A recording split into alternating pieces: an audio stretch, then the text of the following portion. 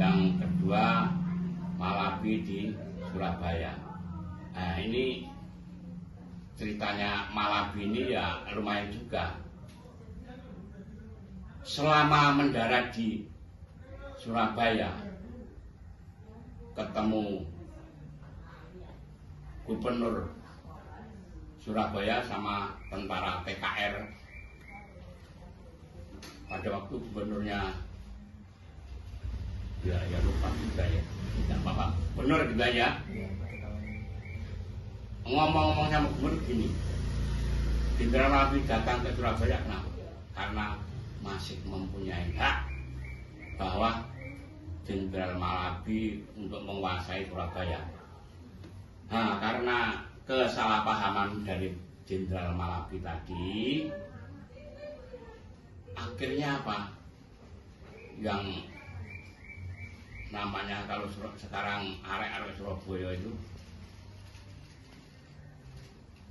berani melawan sama Jenderal Malabi dengan pasukan 6.000 orang tadi. Lewat di Jembatan Merah di dekat Tugu Pahlawan itu, dia bertempur dengan orang kita. Orang kita senjatanya sederhana, dia kan lengkap ya. Terus akhirnya apa? Malabi kalah, ditembak, menembak. Akhirnya Malabi kendaraannya mungkin digranat atau ditembak, terbakar. Akhirnya satu-satunya jenderal yang di Indonesia dari sekutu yang mati yaitu Malabi tadi. Akhirnya apa? Terus diganti dengan Jenderal Mansyah. Nah ini Jenderal Mansyah ini yang dari sekutu tadi malah ultimatum, ini malah kejam lagi. Barang siapa yang membunuh Jenderal Malabi supaya menyerahkan senjata dengan mengibarkan bendera putih. Dengan jadinya arek-arek Surabaya mengibarkan bendera merah putih adalah damai. Ya nggak mau kan ya. Jadi arek-arek Surabaya marah. Akhirnya apa? Bertempurlah antara arek-arek atau rakyat yang berada di Surabaya itu, jurusannya banyak, dari Malang, dari Mojokerto, dari Krian, dari menjadi satu. Akhirnya melawan Jenderal Mansyah tadi. Akhirnya Jenderal Mansyah kalah, mengundurkan diri. Dulu namanya bukan Tanjung Perak ya, namanya Ujung Galuh. Nah, ingat-ingat ya, di Surabaya itu namanya pelabuhannya Ujung Galuh. Nah, sekarang dirubah menjadi Tanjung Perak. Nah, itulah akhirnya Surabaya itu menjadi kota pahlawan satu-satunya di Indonesia. Kota pahlawan hanya di Surabaya. Nah, itu ceritanya tadi. Anak tentara sekutu. Tentara sekutu tadi dia tidak pulang, orang sekutu itu loh. Pulangnya ke Australia sama ke Irian Barat. Irian Barat dulu waktu di penyerahan 17 itu belum nggak diserahkan, tetap dikuasai oleh Belanda. Irian Barat itu.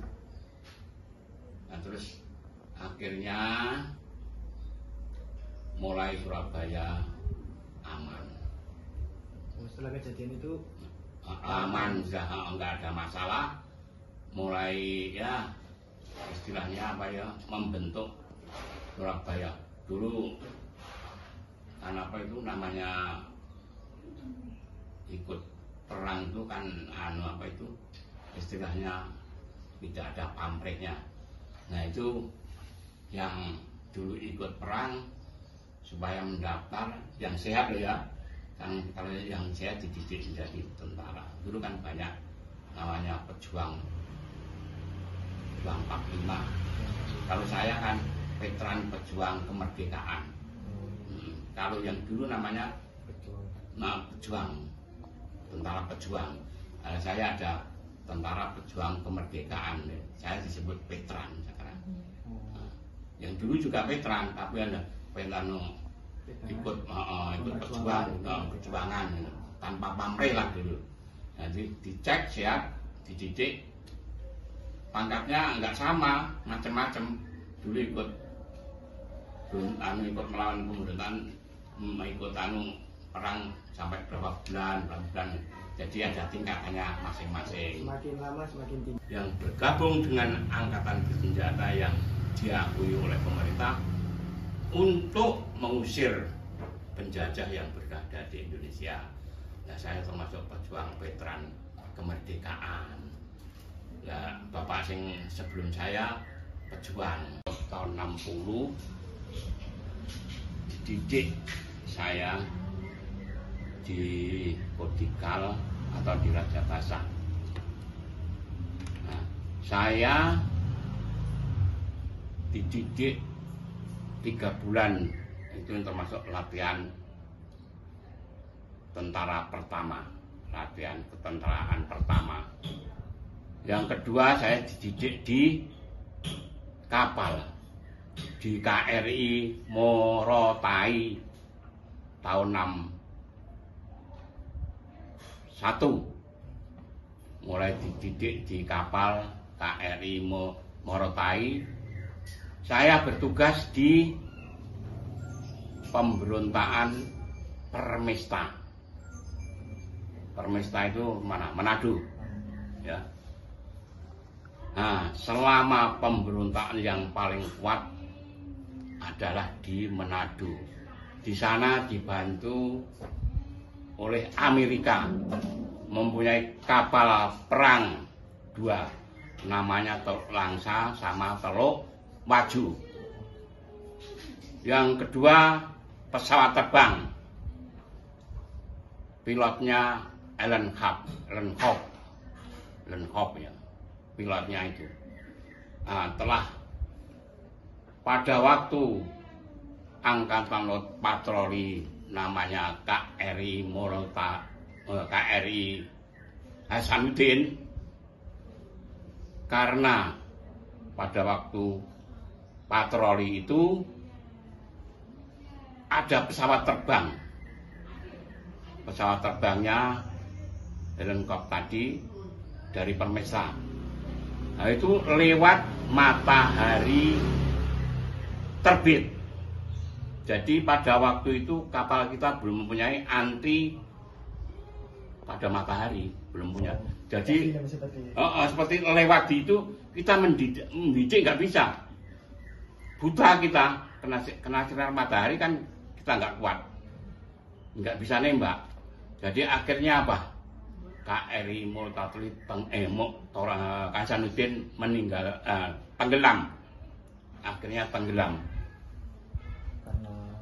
Jadi pada waktu itu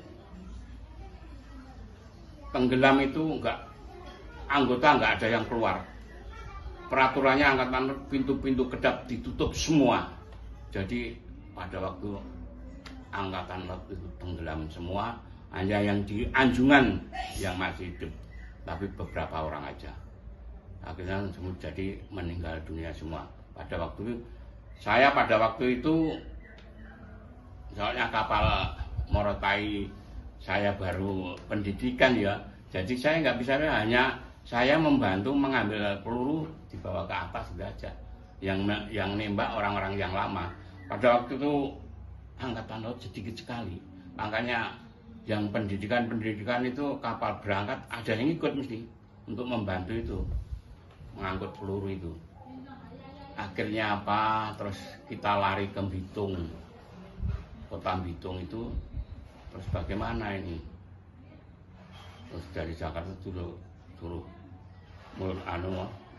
KRI Morotai tadi suruh kembali ke Surabaya karena ada kapalnya agak rusak, perbaikan generatornya.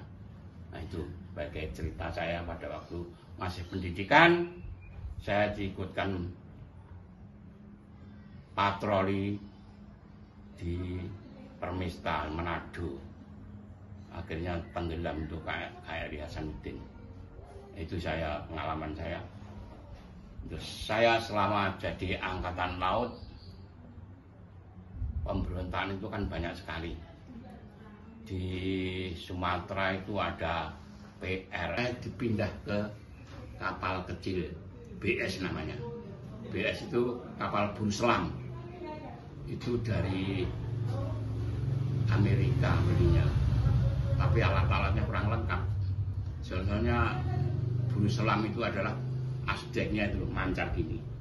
Kalau ada kapal selam di depan kelihatan. Itu antinya kapal selam kalau ketemu kapal BS itu takut.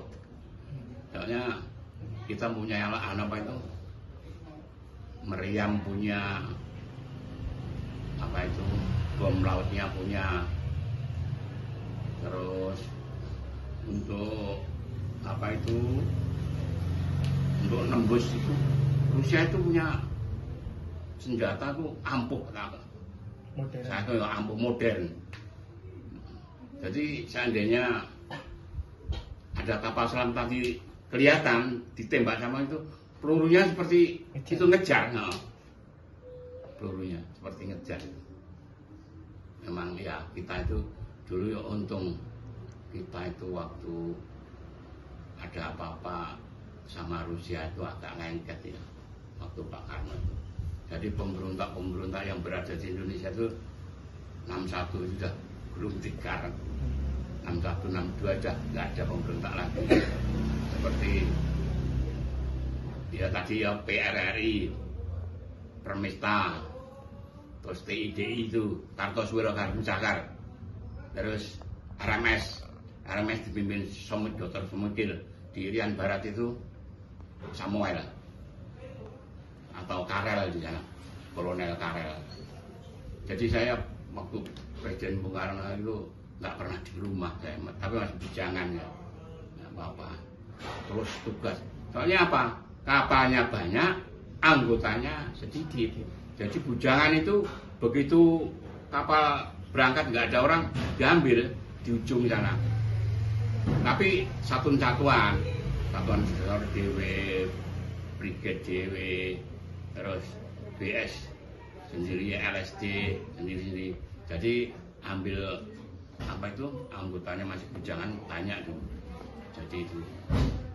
Terus ini cerita sedikit mengenai orang Jawa Barat, tapi orangnya ditembak gak mempan. Saya diceritai sama angkatan Diponegoro sama Bro Wijoyo, di sana juga ada. Saya nggak ikut perang, tapi kan dari laut itu di apa ya, di dulu apa itu, teleponnya itu kan pakai gini, belum ada sekarang kan ini aja udah nyaut. Dulu gini diputer baru bunyi. Halo, minta bantuan sekian derajat supaya ditembak dari meriam sini. Tembak blang gitu. Sekarang enggak gini, cip gitu ya sudah sampai ya. Dulu diputar gini. Ini pakai sing khusus spesial yang ngomong itu, enggak sembarangan orang. Jadi ya ke sana bawa alatnya di belakang digendong ini sambil puter gini. Halo gitu. Kalau dulu ya. Sekarang udah modern, udah bagus, udah canggih segala-galanya. Tapi canggih ya apa ya, pimpinan kita kurang pak. Mudah-mudahan besok kalau jadi pimpinan jangan ditiru pimpinan sekarang. Pimpinan sekarang zaman saya ya nggak ada orang, mungkin ya ada tapi dikit-dikit yang korupsi. Sekarang besar-besaran. 271. Ini tadi ditembak gak tegas. Terus ya saya sambil kadang-kadang tentara yang dari sana ingin ke kapal ngomong-ngomong cerita gitu, ditembak. Terus akhirnya apa, tentara Diponegoro sama Bro Wijoyo tadi ketemu salah satu anggotanya, kalau mau sholat bajunya dilepas tembak. Akhirnya apa, bajunya dilepas ditembak, akhirnya kena mati. Akhirnya apa, pemberontak sudah mulai berkurang. Di Somokil ya begitu. Somokil itu di Ambon. Ini pemberontakan Somokil ya, di Ambon. RMS itu kan Maluku Selatan minta merdeka itu. Orang-orang kita, saya itu terus patroli terus nih. Di RMS itu gini, Somokil itu. Jadi tentara kita kalau patroli dipasang panah, kalau ada tali yang di bawah kesempar, panahnya ke perut, ke kepala.